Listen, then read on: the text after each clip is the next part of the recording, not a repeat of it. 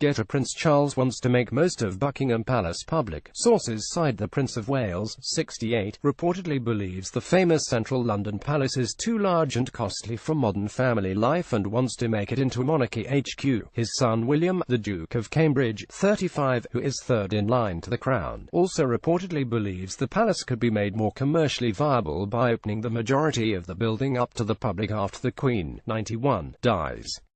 Sources said Prince Charles told staff he does not intend to live at the palace, which is currently undergoing a £369 million taxpayer-funded refurbishment. One insider told the Sunday Times the prince was very comfortable at Clarence House, his London home, which he shares with the Duchess of Cornwall, who is also keen to remain living there. Prince Charles doesn't see it as a viable future home or a house that's fit for purpose in the modern world. Royal insider they said, I know he is no fan of the big house, as he calls the palace. He doesn't see it as a viable future home or a house that's fit for purpose in the modern world. He feels its upkeep, both from a cost and environmental perspective, is not sustainable. Wednesday, February 24, 2016. Take a look inside Buckingham Palace. Informal discussions among staff have already reportedly taken place about the future use of the 775-room palace, which houses the Queen and Prince Philip, with the Duke of York and Earl and Countess of Wessex having flats there. Currently, only part of the palace is open to visitors, from late July until October, during the Queen's annual break at her Scottish outpost in Balmoral. Much of Buckingham Palace could become a museum under Charles, with longer opening periods and an exhibition dedicated to his mother's record-breaking reign.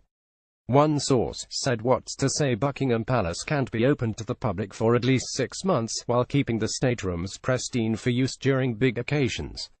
Getty. Buckingham Palace has 775 rooms. Getty. The Queen lives in Buckingham Palace and hosts foreign royalty and diplomats there. That would be a modern approach, and he'll be thinking along those lines.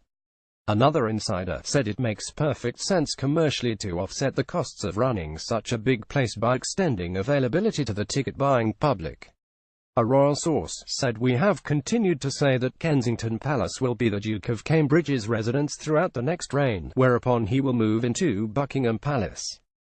Prince Charles and Camilla want to remain in Clarence House, where they also host visiting royals." A Clarence House spokesman said Buckingham Palace will remain the official London residence of the monarch when Charles takes over. Sources suggested he would continue to host state occasions and diplomatic receptions at Buckingham Palace, while space may be provided for his private office and communications team.